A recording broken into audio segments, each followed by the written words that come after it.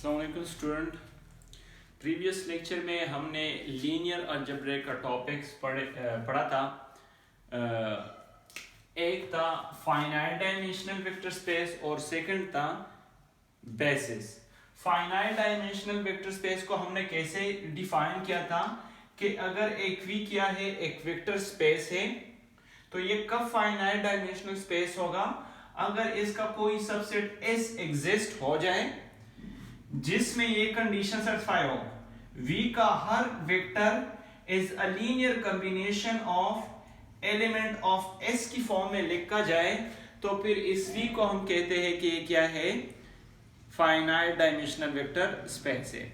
Second में हमने ये एक्सप्लेन किया था कि बेसिस क्या है कि अगर एक वेक्टर स्पेस V का एस सबसेट एग्जिस्ट करता है और इसमें दो कंडीशन सेटिस्फाई हो जाए।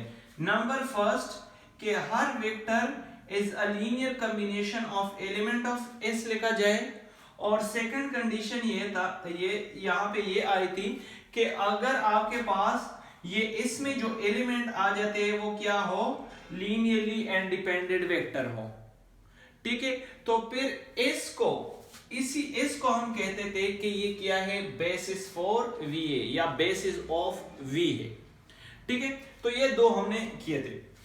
अब प्रीवियस में मैंने ये बताया था स्टूडेंट कि ये V1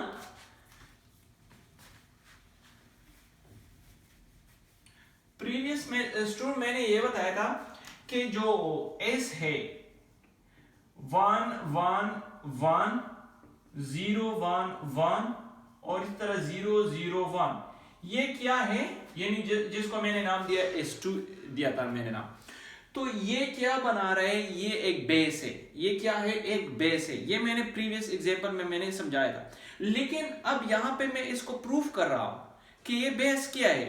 ये क्या है, यानी ये V1 V2 V3, ये V1 है, ये V2 है, ये V3 है। यानी क्वेश्चन ऐसे भी आ सकता है कि तमाम वेक्टर सेट में गिवन हो और कहा जाए कि ये बेसिस है, या ऐसे भी आ सकता है कि show that the vector this form a basis for R3। तो इसको बेस प्रूफ करने के लिए मैंने दो कंडीशन क्या करनी है, प्रूफ करनी है, दो प्रॉपर्टी मैंने देखनी है इसमें। नंबर फर्स्ट में ये है कि हर वेक्टर R3 का हर vector is a linear combination of this factor की फॉर्म में लिखा जाए। सेकंड में यह देखना है कि ये तमाम के तमाम क्या है, लीनियर इंडिपेंडेंट वेक्टर है। तो पहले फर्स्ट कंडीशन देखते हैं कि हर एलिमेंट, हर एक वेक्टर इसका is a linear combination of V1 V2 and V3 की फॉर्म में लिख सकते हैं या नहीं।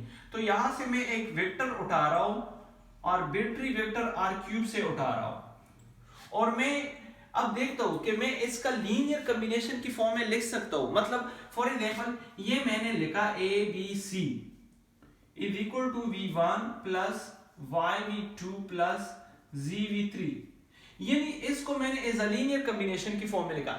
अब ये x y और z कोई भी स्केलर है, अगर हमारे पास x y और z की वैल्यू आ जाए तो हम कहते हैं कि इसको हम as a linear combination of V1 V2 and V3 की फॉर्म में लिख सकते हैं। अगर x y और z की वैल्यू हम फाइंड नहीं कर सकते तो this is not can be rated as a linear combination of V1 V2 and V3। अब यहां पे V1, चलो ये अपनी जगह पे, x V1 की वैल्यू क्या है, V1 की वैल्यू 1 1 1 प्लस V2 की वैल्यू क्या है 0 1 1, और z V3 की वैल्यू क्या है 0 0 1। अब इसको जब मल्टीप्लाई करें तो ये बन जाएगा x x x, यानी 1 के साथ x मल्टीप्लाई करें, x इसके साथ और इसके साथ, प्लस y 0 के साथ मल्टीप्लाई करें 0 y y, इसी तरह प्लस z को मल्टीप्लाई करें, ये 0 बन जाएगा, ये 0 और ये z। अब सबको ऐड कर ले, जब आप सबको ऐड कर ले तो ये बन जाएगा x प्लस 0, तो यहां से x बन जाएगा। इसको मल्टीप्लाई ऐड कर ले, x प्लस y प्लस 0, यानी x प्लस y, और यहां x plus y plus z, x plus y plus z। और ये किसके बराबर है, ए बी सी।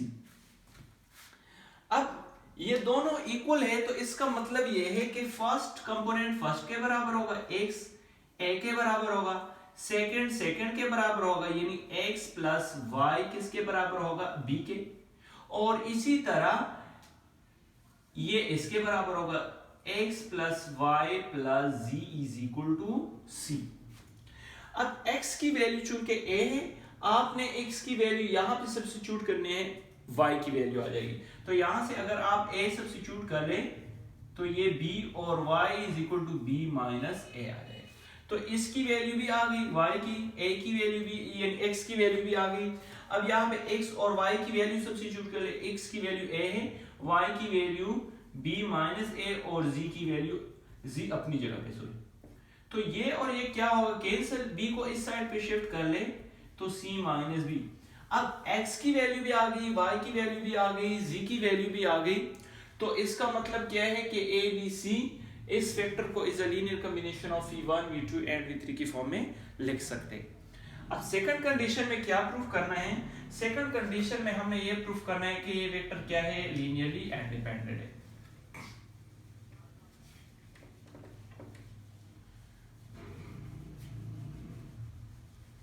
तो स्टूडेंट लीनियरली इंडिपेंडेंट वेक्टर हम कैसे प्रूफ करेंगे, लीनियरली इसका लीनियर कॉम्बिनेशन लेंगे और इसको जीरो के बराबर करेंगे। अगर तमाम जितने भी स्केलर आ जाते, अगर तमाम जीरो के बराबर आ जाए तो linearly independent, otherwise linearly dependent होंगे। अब देखते हैं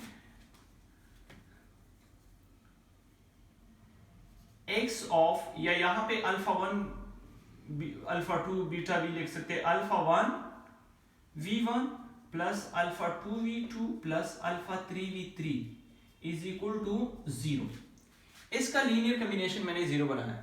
अब मैं देखता हूं कि अल्फा 1 अल्फा 2 अल्फा 3 किसके बराबर है, वो 0 के बराबर है। तो अल्फा 1 ये v1 किसके बराबर है, 1 1 1 प्लस अल्फा 2 अपनी जगह पे v2 किसके बराबर है, 0 1 1 प्लस अल्फा 3 v3 किसके बराबर है, 0 0 1, और ये 0 0 इसका मतलब है कि 0 0 0, ठीक है, क्योंकि ये 0 0 वेक्टर r क्यूब में किसके बराबर है, 0 0 0। अब इसको मल्टीप्लाई करें तो ये आ जाएगा अल्फा 1 अल्फा 1 अल्फा 1, और इसको अगर आप मल्टीप्लाई करें ये 0 बन जाएगा, ये अल्फा 2 बन जाएगा, और ये भी अल्फा 2। इसी तरह अगर इसको मल्टीप्लाई करें ये 0 बन जाएगा, ये 0 बन जाएगा, और ये क्या बन जाएगा, अल्फा 3, और ये 0 0 0। अब सबको ऐड करना है तो ये अल्फा 1 प्लस 0 अल्फा 1 आ जाएगा।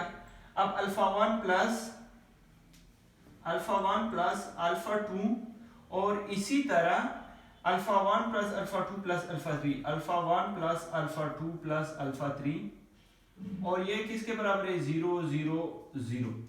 अगेन ये दोनों इक्वल हैं तो फर्स्ट के बराबर होगा, यानी फर्स्ट कंपोनेंट अल्फा 1 है, वहां पे फर्स्ट कंपोनेंट क्या है, 0, तो अल्फा 1 0 के बराबर है। सेकंड भी क्या है, अल्फा 1 प्लस अल्फा 2 किसके बराबर होगा, 0 के। अल्फा 1 की वैल्यू क्या है, 0 है, तो 0 प्लस अल्फा 2, ये 0 alpha 2 is equal to 0, alpha 2 भी 0 के बराबर आ गया। इसी तरह ये किसके बराबर है, alpha 1 plus alpha 2 plus alpha 3, ये भी 0 के बराबर हो जाएगा। अल्फा 1 की भी 0 है, अल्फा 2 की भी 0 है, तो 0 plus alpha 3 is equal to 0, तो अल्फा 3 की वैल्यू भी क्या आ गई, 0 आ गई। तो इसका मतलब है कि तमाम स्केलर किसके बराबर आ गए, 0 के बराबर आ गए। तो ये वेक्टर जो है ये लीनियरली इंडिपेंडेंट वेक्टर है। तो दोनों कंडीशन जो है बेसिस के यहाँ पे प्रूफ हो गए कि फर्स्ट जो है हर वेक्टर को is a linear combination of this vector की फॉर्म में लिख सकते हैं। सेकंड में है कि तमाम वेक्टर जो है लीनियरली इंडिपेंडेंट है, so this form basis for R cube. अब इसके बाद स्टूडेंट एक थ्योरम है, और इस थ्योरम में क्या कहता है, स्टेटमेंट क्या कहती है यहां पे,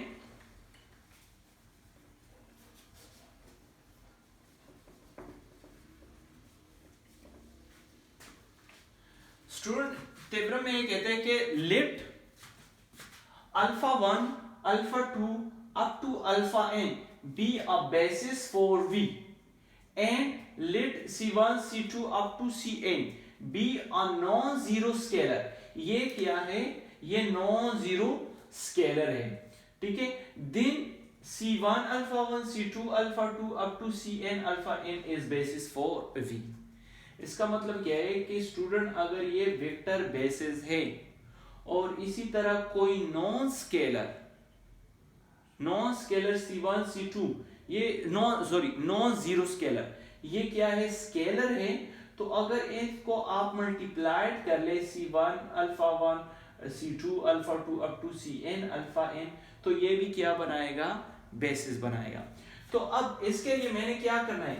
मैंने ये शो करना है कि V का हर वेक्टर इसके लीनियर कॉम्बिनेशन की फॉर्म में लिख सकते हैं, ठीक है.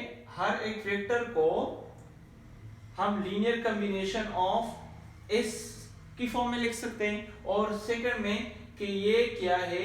लीनियरली इंडिपेंडेंट वेक्टर है. तो अब दोनों को मैंने प्रूव करवाना.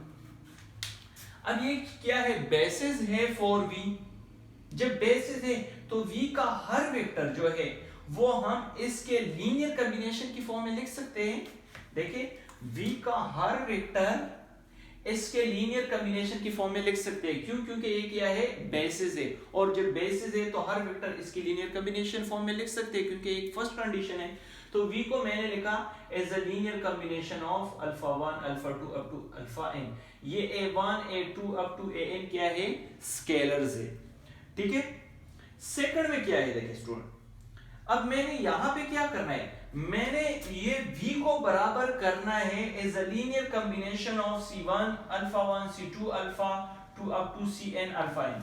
तो मुझे अल्फा के साथ C1 चाहिए, अल्फा 2 के साथ मुझे C2 चाहिए, अल्फा n के साथ मुझे Cn चाहिए.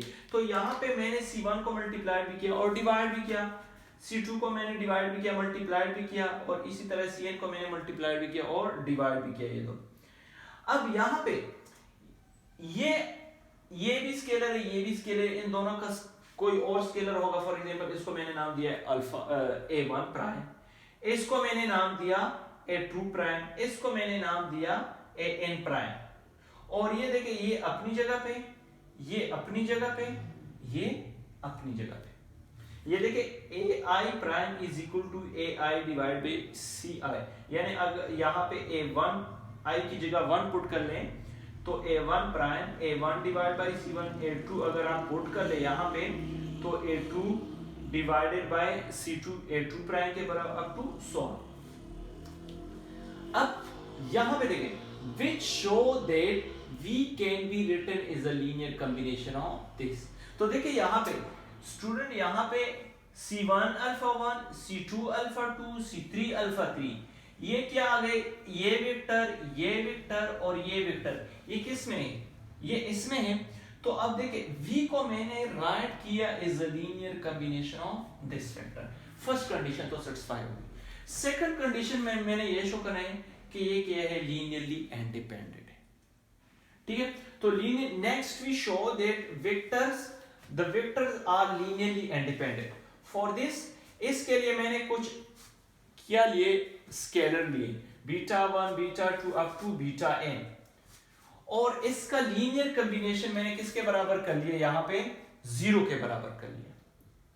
तो अब मैं देखता हूं कि ये तमाम beta 1 beta 2 up to beta n किसके बराबर आ जाएगा? 0 के बराबर आ जाएगा. देखिए since alpha 1 alpha 2 up to alpha n are linearly independent. ये लीनियरली इंडिपेंडेंट है. क्यों लीनियरली इंडिपेंडेंट है?